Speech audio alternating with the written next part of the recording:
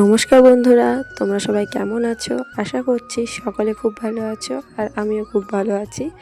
তো সকাল সকাল ছাদে চলে এসেছি ফুল তুলতে আর দুব্বো ঘাস তুলতে। তো ছাদে এই তাওয়াটাতে না খুব সুন্দর দুব্বো ঘাস হয়েছে, ছোট ছোট, তবে আমার ঠাকুর পুজোর যেটুকু দরকার আর কি এখান থেকেই হয়ে যায়। আর ফুলগুলো বেশ ফুটেছে মোটা মোটা, একেই তো ছোট ছোট গাছ, তারপরে আর কতই বা ফুল ফুটবে। তবে ওই ঠাকুর পুজোতে ওই একটা দুটো করে তুললেই হতেই হয়ে যায়। তো যেটুকুই ফুল রয়েছে আর কি ওগুলো তুলে রেখে দেবো, তারপর যাব স্কুলে। আজ যেহেতু বৃহস্পতিবার, তো ঠাকুর পুজোতে না অনেকটাই সময় লাগে, সেই জন্য একটু কাজ এগিয়ে রাখলাম আর কি। আর এসে ওই যে ছেলেকে খাওয়ানো একটা ব্যাপার থাকে আর কি, তো সেই জন্যই ঠাকুর পুজোর কাজ করতে তো বেশ ভালোই লাগে আমার। ফুল তোলা বা নিজের হাতে ফুল গাছ লাগানো, সেখান থেকে ফুল তোলা, সবজি, এগুলো না বেশ ভালো লাগে। তবে এবছর না অতটা বেশি ফুল গাছ লাগানো হয়নি, তবে যেটুকু রয়েছে আর কি ঘরের মধ্যে ওই দিয়েই কাজ চালিয়ে দিচ্ছি। আর স্কুলও রয়েছে আর কি, তো সকালে স্কুল থাকলে না কাজ থাকে, মানে মানে ভালো লাগারও জায়গা একটা, আবার অন্যদিকে বিরক্তও লাগে। স্কুলে গেলে সব বাচ্চাদের সাথে কথা বলে সময়টা বেশ পেরিয়ে যায়। আবার স্কুল থেকে এসে তারপর না মানে কতক্ষণে স্নান করব, ছেলেকে খাওয়া, মানে ওই টাইমটা প্রচণ্ডই ব্যস্ত আর কি বলতে গেলে, আর বিরক্তও লাগে। তখন মনে হয় ভালো লাগে না, স্কুল না হলেই হয়তো ভালো থাকতাম বা কিছু। তবে স্কুল জায়গাটা ভালো, বা প্রত্যেকটা মেয়েরই নিজস্ব একটা ইনকাম বলে একটা ব্যাপার থাকে, তো সেটা থাকা দরকার। সেটা খুব সামান্য হলেও আমার মনে হয় যে এটা থাকা দরকার। তো সেই জন্যই আরোই যায় আর কি, যাই নিজের যেটুকু দরকার সেটুকু নিজেই চালাতে পারি, বা কারো কাছে হাত পাততে হয় না, এটা ভালো লাগে আর কি।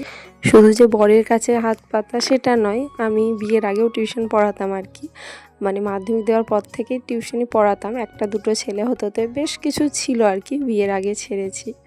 তো তারপর বিয়ের পর থেকে আমার ছেলে হওয়া পর অবধি, মানে 2 বছর, মোটামুটি 2 থেকে 3 বছর বসেছিলাম, মানে কিছু একটা করিনি, আর কিছুই করিনি আর কি বলতে গেলে।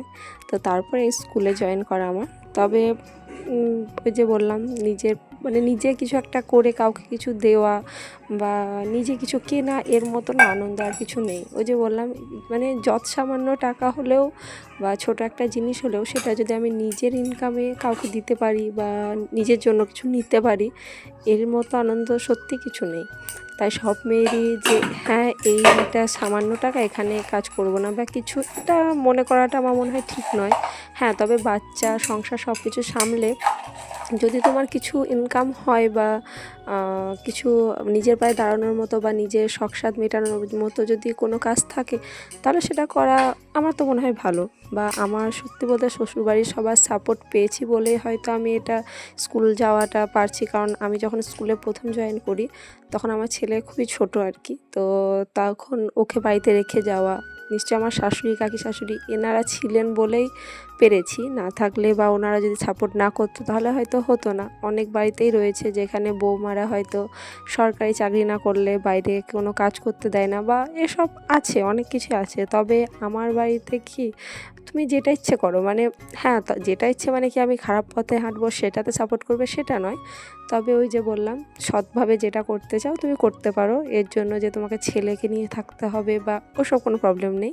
তুমি তোমার কাজ করে যাও, ছেলের সংসার আমরা তো আছি। এটা আমার শাশুড়ি মাও বলে বা কাকি শাশুড়িও বলে যে আমাদের যখন বয়স হবে তখন তো তোমাকেই সামলাতে হবে সব কিছু আর কি। তো সেই জন্য এখন বলে যে এখন তোমরা যেটুকু পারো বা যেভাবে পারো তোমরা চলো। দেখো, তোমাদের সাথে গল্প করতে করতে অনেকটাই ঠাকুর পুজোর মানে জোগাড় করে নিয়েছি আর কি। আলপনা দিতে হয় সামান্য আর কি, উপরে ঠাকুর ঘরের মধ্যে একটুখানি দিই। আর আমার না আলপনা দিতে খুবই ভালো লাগে, মানে প্রচণ্ড প্রচণ্ড ভালো লাগে। তাই একটু বড় করে দিয়েছি, আর ছেলেকে খাইয়ে দাইয়ে নিয়েছি আর কি, মানে ওকে মুড়ি মাখিয়ে দিয়েছি, ও নিজেই খেয়েছে। তো ওর পেট ঠান্ডা হয়ে যাওয়ার পর তারপর ঠাকুর ঘরে থাকতে আমার ভালোই লাগে। নইলে কি মনে হয়, ছেলেকে পেট ভরে না বা না খাওয়ালে তখন মনে হয় কখন ছেলেটাকে খাওয়াবো, মানে ওই দিকে মনটা বেশি থাকে, ঠাকুরের দিকে কম। তো আজকে নিচে একদম ছেলেকে খাইয়ে দাইয়ে তারপর স্নান সেরে চলে এসেছি ঠাকুর পুজো করতে।